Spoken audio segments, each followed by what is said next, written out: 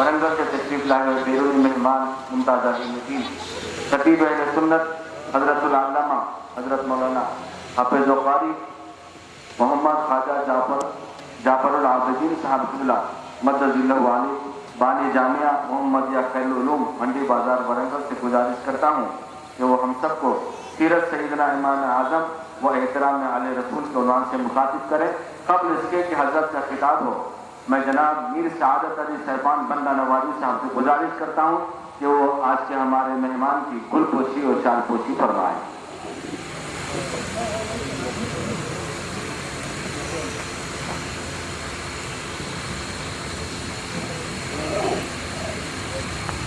آئیے حضرت کا استقبال نعروں کی گود میں کریں۔ نعرہ تکبیر، نعرہ تکبیر، نعرہ تکبیر، نعرہ رسالت، نعرہ رسالت، نعرہ رسالت، نعرہ غوث، نعرہ غوث، نعرہ غوث، علماء اہل سنت۔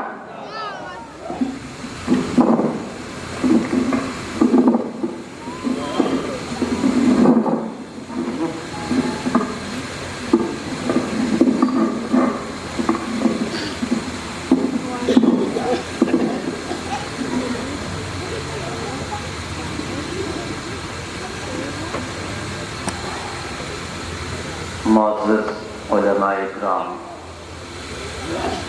بانیان جلسہ، حاضرین محفل، السلام علیکم ورحمۃ اللہ وبرکاتہ۔ الحمدللہ الحمدللہ رب العالمین، والصلاة والسلام على سید المرسلین، خاتم النبیین، شفیع المذنبین، انیس الغریبین، رحمت للعالمین، محمد المصطفى آلہ وأصحابہ أجمعين، أما بعد فأعوذ بالله من الشيطان الرجيم، بسم الله الرحمن الرحيم،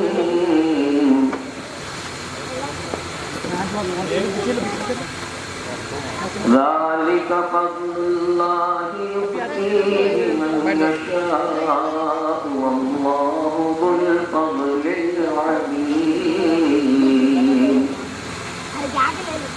صدق الله مولانا العظيم، إن الله وملائكته يصلون على النبي يا أيها الذين آمنوا صلوا عليه وسلموا تسليما، اللهم صل وسلم وبارك على سيدنا مولانا محمد، طب القلوب ودوائها وعافية الأبدان وشفائها ونور الأبصار وضيائها وآله وصحبه بارك وسلم، صلاة وسلاما عليك يا سيدي يا حبيبي يا رسول الله، صلاة وسلاما عليك يا نبي الله، صلاة وسلاما عليك يا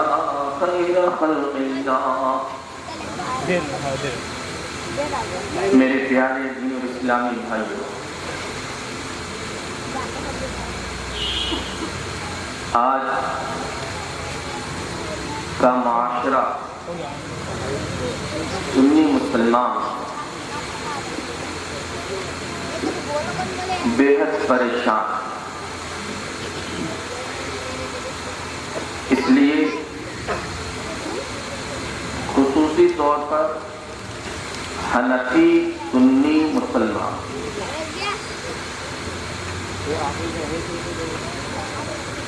وجہ اپنے اماموں کی عظمتوں سے ناواقفیت ہے، ان ان کے احسان کو فراموش کر دیا، ناقدری کر رہے ہیں۔ ہندوستان میں رہتا ہے حنفی، سعودی جا کے آیا تو ہو گیا کچھ اور، یہاں رہنے تک اہل سنت کے علماء سے تعلق رکھتا ہے تو اچھا تھا، مگر وہ بھی ہمارے معاشرے میں آج دن بدن بات کم ہوتی چلی جا رہی ہے۔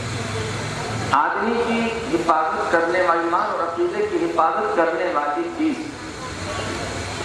سچے علماء، اچھے علماء کی صحبت ہے۔ اگر سچے اور اچھے علماء کی صحبت میں آدمی اٹھا بیٹھا کرے، انشاءاللہ اسے سعودی عرب کے سب سے بڑے گڑھ میں بھی لے جا کر چھوڑ دیں گے تو بھی وہ گھر کو سنی ہی واپس آئے گا۔ اپنی اولادوں کو اہل سنت کے علماء کے ساتھ جوڑ دیجیے، خود آپ بھی اپنے ایک ہفتے میں ایک وقت ایسا نکالو کہ ان سنی علماء کی صحبت میں بیٹھی، وہاں علم دین کا مذاکرہ کیجیے، اپنے عقیدے کے بارے میں چرچا کیجیے، تو بہت ساری باتیں آپ کو انیک معلوم ہوں گی۔ کونے میں بیٹھ کر عبادت کرنے سے زیادہ اچھی بات علماء کی صحبت میں بیٹھنا۔ حدیث میں آیا ہے کہ ایک مسئلہ دین کا، عقیدے کا، ایمان کا رات کے تھوڑے سے حصے میں سیکھ لینا ساری رات جاگ کر عبادت کرنے سے افضل ہے۔ سبحان اللہ، سبحان اللہ۔ میرے دوستو، آج ہم امام اعظم علیہ الرحمہ کے عنوان سے جہاں جمع ہوئے اور میری ذمہ داری یہ ہے کہ میں آپ حضرات تک امام اعظم کی سیرت کے حوالے سے گفتگو کروں۔ مجھے پہلے آپ حضرات کو اس بات سے آگاہ کرنا ضروری ہے کہ امام اعظم کا آپ پر کیا احسان ہے، اس لیے کہ آدمی اسی کی سیرت اور زندگی کو سننا پسند کرے گا جس کا ہم پر احسان ہے۔ کسی ایرے غیرے نقشوں خیرے کا ذکر کوئی سننے کو تیار نہیں ہے۔ ہماری بھی گلی میں بہت سارے لوگ رہتے ہیں، اگر فلاں صاحب کا ذکر اور سیرت سنانے کے لیے کھڑے ہو جائے کوئی، تو لوگ کہیں کہ بھائی سر کے اوپر سے جا رہی کوئی دوسری بات کر، اس کی ایرے غیرے کی بات سننا کوئی انسان گوارا نہیں کرتا، اور جن کا احسان ہوتا ہے ان کا ذکر بار بار کیا جاتا ہے اور بار بار سنا جاتا ہے، سننے سے مزہ آتا ہے، ایمان تازہ ہوتا ہے اور آدمی سننا پسند کرتا ہے۔ سبحان اللہ، سبحان اللہ۔ جیسے ہمارے غریب نواز، سرکار غریب نواز کا اگر ذکر ہو تو جو سننی ہے وہ تو ضرور خوش ہو ہی جائے گا۔ سرکار بندہ نواز کا ذکر ہو، حضرت یوسفین رحمۃ اللہ تعالی علیہ کا تذکرہ ہو، حضرت سیدنا بابا شرف الدین رحمۃ اللہ تعالی علیہ کا تذکرہ ہو، ان بزرگان دین کے تذکرے ہوتے ہیں جن سے ہمارا قلبی تعلق ہے اور ہمیں ان کے احسانات کا احساس ہے، تو یقیناً ہمارے دلوں کو تسکین بھی ہوتی ہے، اور جو ہماری عقیدت ان کے ساتھ لگی ہوئی ہے اس عقیدت میں اور زیادتی بھی ہوتی ہے، اور ہمیں یہ بات بھی سمجھ میں آتی ہے جو عقیدت میں نے پیدا کی ہے اس عقیدت پر مجھے ناز کرنا چاہیے کہ میں نے ایسی شخصیت سے اپنی محبت کا رشتہ جوڑ لیا ہے جس کو اللہ کی بارگاہ میں نجات مل گئی۔ سبحان اللہ، سبحان اللہ۔ عزیزان گرامی، امام اعظم کا احسان ہم پر کیا ہے؟ پہلے ایک حدیث میں آپ کو سنا، سرکار اقدس صلی اللہ علیہ وسلم ارشاد فرماتے ہیں انزل القرآن علی عشرۃ اقسام، قرآن مجید کی آیات 10 قسموں پر اتری ہیں۔ یہ حضور کی زبان اقدس کے الفاظ ہیں جو میں آپ کو سنا رہا ہوں، اس کے راوی سیدنا مولائے کائنات رضی اللہ تعالیٰ عنہ فرماتے ہیں بشیرا و نذیرا، خوشخبری سنانے والی اور ڈرانے والی. فرمایا ناسخاً و منسوخاً، حکم بیان کرنے والی اور حکم کو ختم کرنے والی. آپ تھوڑی دیر میری طرف متوجہ رہیں، یہ بات بہت شارپ ہے کہ آپ سمجھیں. میں آپ کو اصل بات یہی سمجھانا چاہتا ہوں. فرماتے ہیں سرکار کہ قرآن میں جو آیات نازل ہوئی ہیں وہ ناسخ بھی ہیں منسوخ بھی ہیں. یہ لفظ عربی گرامر کا ہے، فقہ کی گرامر کا ہے جو حضور نے ارشاد فرمایا، اور یہ علماء کرام اس کی تشریح اپنی درسگاہوں میں بہت خوب کرتے ہیں. میں صرف آپ کو اتنا سنا دوں کہ قرآن میں بہت سی آیات وہ ہیں جن کو تلاوت تو کیا جاتا ہے لیکن ان کا حکم جاری نہیں ہوتا، اور کئی آیات ایسی بھی ہیں جن کو پڑھا جاتا ہے اور ان کا حکم بھی رہتا ہے. بعض آیتیں ایسی ہیں جن کی تلاوت نہیں ہے لیکن ان کا حکم باقی ہے. جو جس آیت کی وجہ سے حکم ختم ہو جاتا ہے اسے ناسخ کہتے ہیں، اور جس کی وجہ جس کا حکم ختم ہو گیا اسے منسوخ کہتے ہیں. اب آپ کو ایک چھوٹی سی مثال میں آپ کو سورہ نور کی دوں.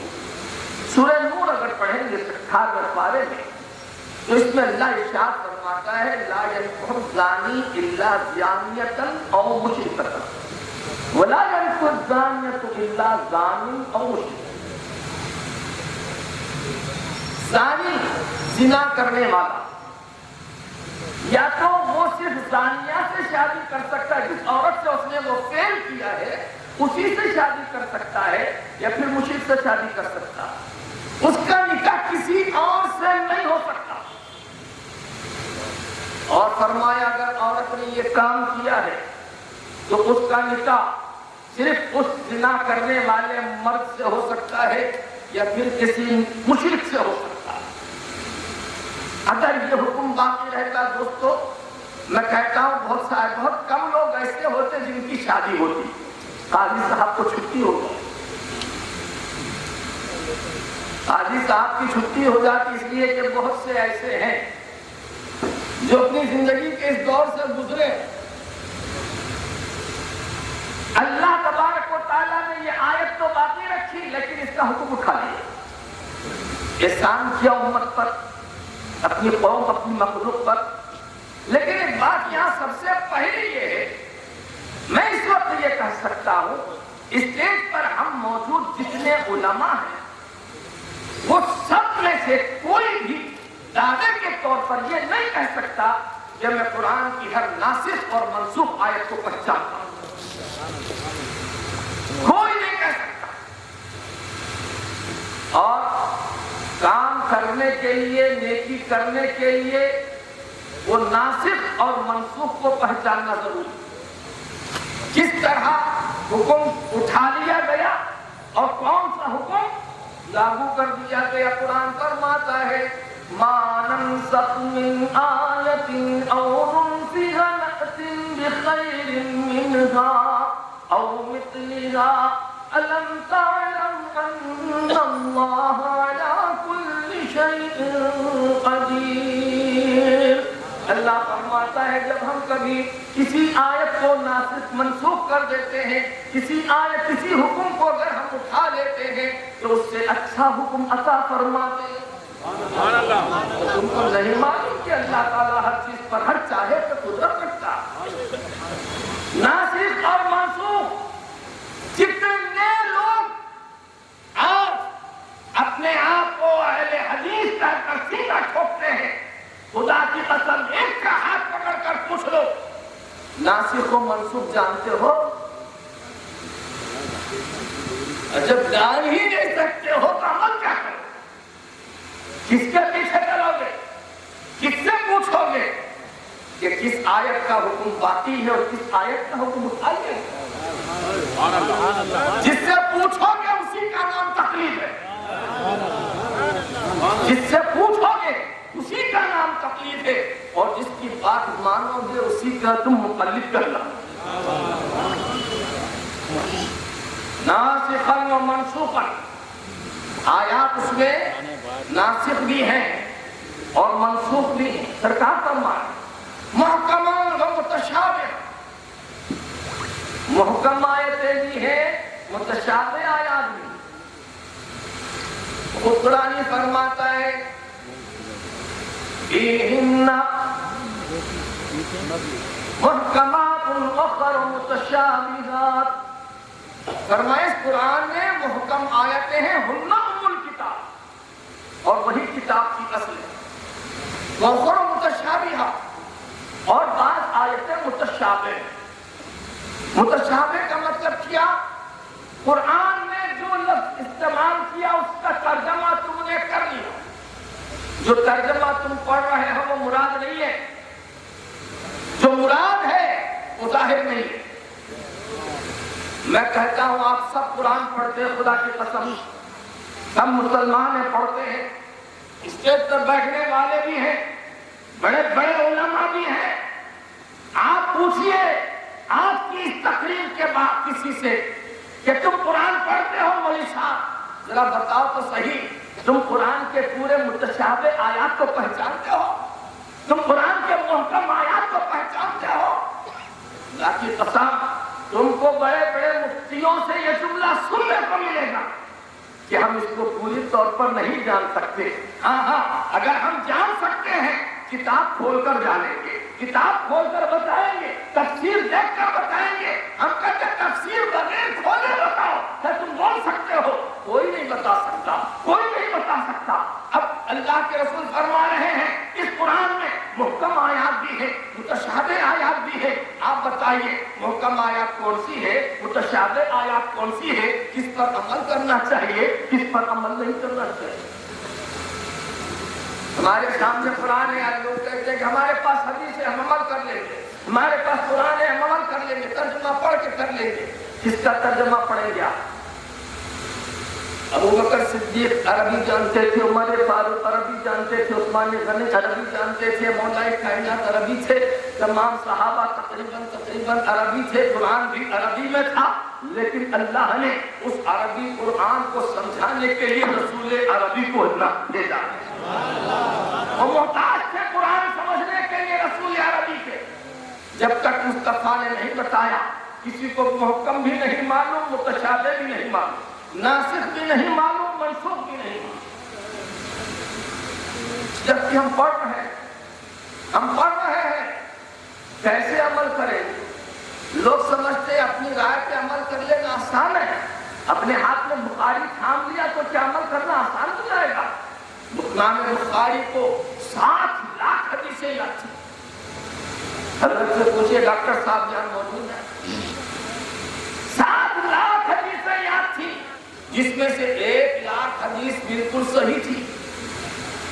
और उन्होंने बुखारी शरीफ लिखा तो इसके अंदर 2500 हदीस लिखी, बाकी 98,000 या 97,500 हदीसें कहाँ गई? क्या उन पर अमल नहीं करोगे? बुखारी जो लिखती है उसी पर अमल करोगे। और फिर बुखारी की हदीस समझने के लिए भी तो दिमाग की जरूरत है। सिर्फ कुरान या हदीस थाम लेने से, किताब उठा लेने से आलिम नहीं हो जाता। कुरान ने फरमाया है कि उनकी मिसाल ऐसी है जैसे कोई गधा है, उसकी पीठ पर चंद किताबें लाद दी गई और किताबें उठा लेने से आलिम नहीं हो जाता। सरकार इरशाद फरमाते हैं इस कुरान में जो अल्लाह तबारक व तआला ने नाज़िल फरमाया है, कुछ आयतें मौइज़तन व मसलन, कुछ आयतें वो हैं जो नसीहत करने वाली है और कुछ आयतें वो हैं जो मिसाल बयान करती है। फरमाया वफ़ीही हलालन व हराम, कुछ आयतें हलाल हैं, हलाल और हराम बयान करती है। अब इस तरह 10 किस्में हो गई, कुरान की आयात की 10 किस्में हो गई जो आपके सामने रखी हुई है। मैं पूरे मजमे से कहता हूँ कि हम लोग इन आयतों के बारे में जानते हैं कि ये फला आयत ऐसी है, ये आयत ऐसी है। कुरान में तकरीबन 6,000 से ज़ायद आयत हैं। उन 6,000 में से कितनी आयतों के बारे में आप یہ آیت فلاں ہے، یہ آیت فلاں ہے، یہ آیت فلاں ہے. میرے دوست پڑھ لینا بہت آسان ہے. یہ علم سمندر ہے، اس کو نہ آپ چھو سکتے ہیں. آج کے دور میں عام مولوی لوگ صرف فقہ کی کتاب پڑھ کر، تفسیر کی کتابیں پڑھ کر فارغ التحصیل ہو جاتے ہیں، لیکن وہ اس حقیقت تک نہیں پہنچ سکتے جس حقیقت کو رسول اللہ نے بیان فرمایا ہے. آج پورے کے پورے علماء ہر کسی بھی مکتبہ فکر کے ہو، وہ سب کے سب محتاج ہیں تو تفسیر کے محتاج ہیں، ان فقہا کے محتاج ہیں جنہوں نے ان احادیث آیات کو بیان فرمایا، ان محکمات کو بیان فرمایا، ان مقطعات کو بیان فرمایا. چنانچہ میرے دوست، میرے آقا میرے مولا ارشاد فرماتے ہیں، دیکھو یہ آیتیں ہیں اور اس کے اوپر عمل کیسا ہے. ہم فرماتے ہیں فمن استبشر بالتبشیر، جو اس کی خوشخبری سے خوش ہو گیا.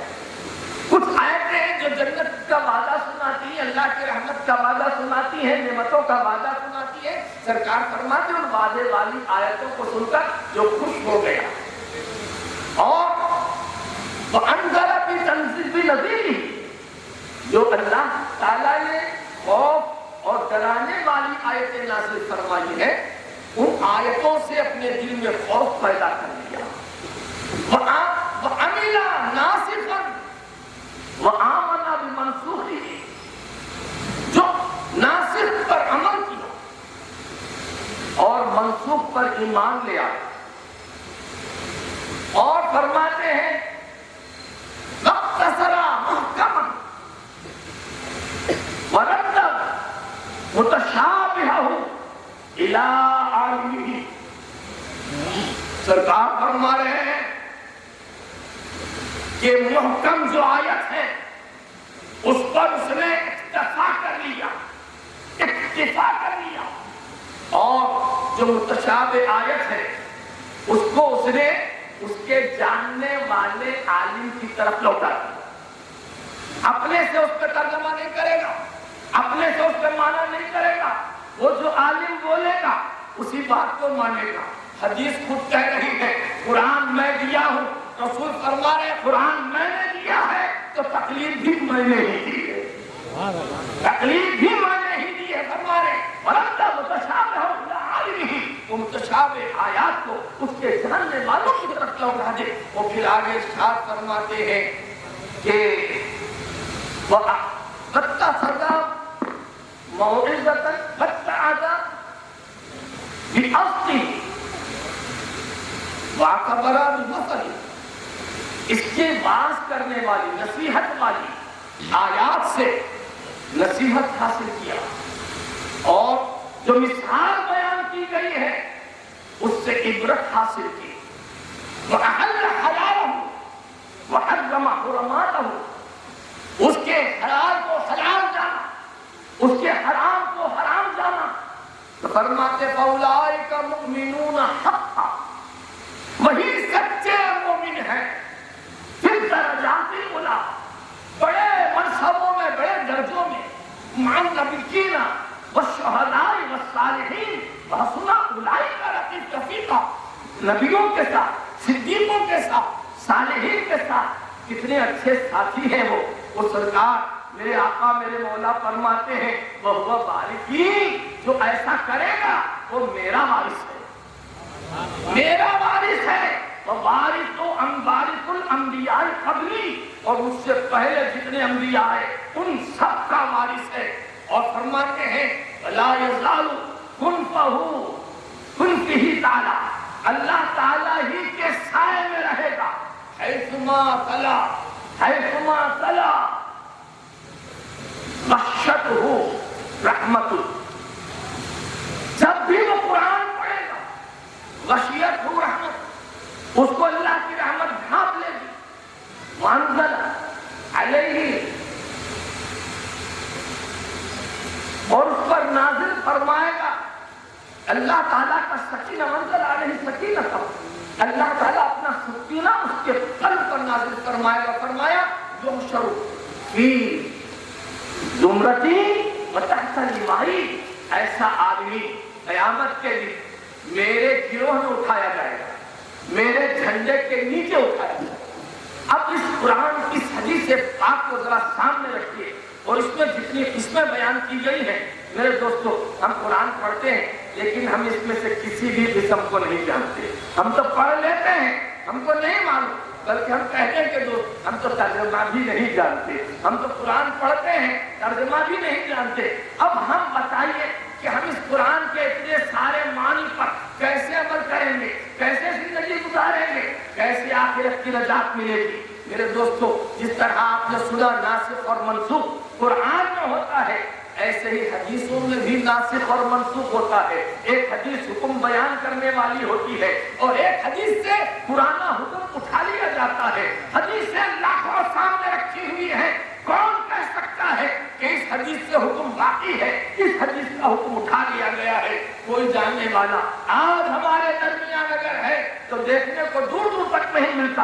اگر کوئی پوچھے کسی عالم سے تو وہ عالم صاحب یہی کہیں گے، کوئی کتاب اٹھا کر دیکھیں گے تو بتائیں گے، کوئی کتاب اٹھا کر دیکھیں گے تو تفسیر سنائیں گے.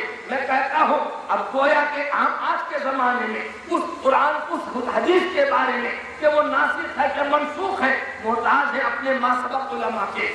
ہر ایک محتاج ہے اپنے ما سبق علماء کا.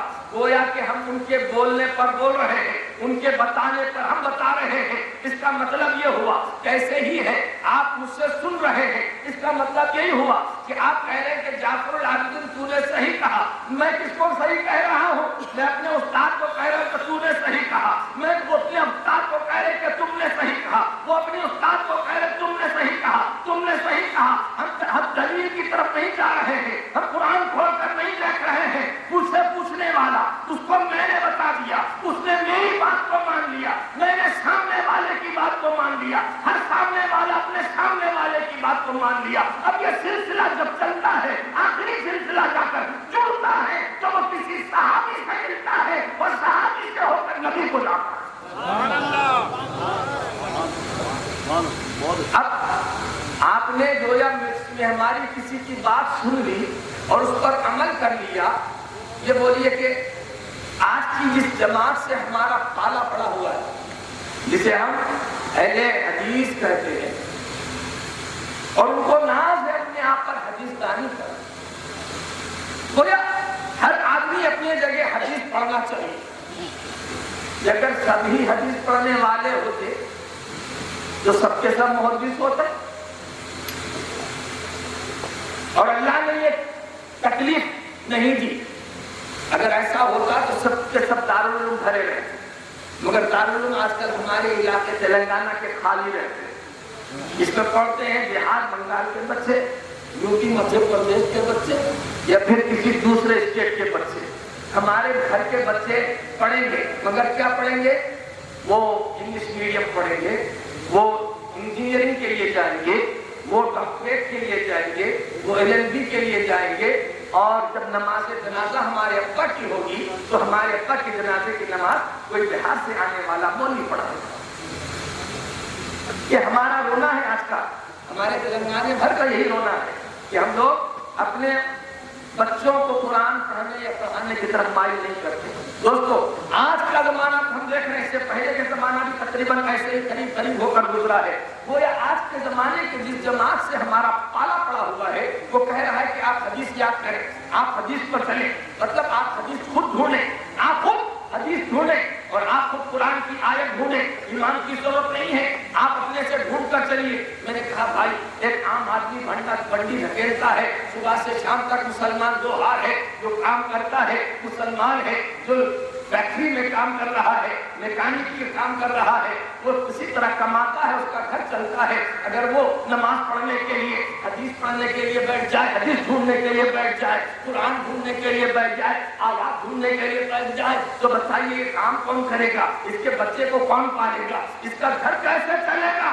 یہ کہہ رہے ہیں کہ حدیث یہ غیر مقلد کہہ رہے ہیں کہ غیر مقلد وہ کہ کسی امام کے پیچھے نہیں چلیں گے، ہم اپنی حدیث پر چلیں گے. ہم نے کہا اگر ہر آدمی یہ حلف اٹھا لے تو پورے ہندوستان کا معاشرہ تباہ برباد ہو جائے. اور ہر آدمی جب حدیث کے پیچھے دوڑنے لگے گا تو اس کے بچے بھوکے مرنے لگیں گے، اس کے گھر میں فاقہ ہونے لگے گا. اور پھر ہم بھی یہ دیکھ رہے ہیں جس جماعت سے ہمارا پالا پڑا ہوا ہے ان میں اکثر لوگ ایسے ہی نام کے امیر اور علم کے غریب ہوتے ہیں.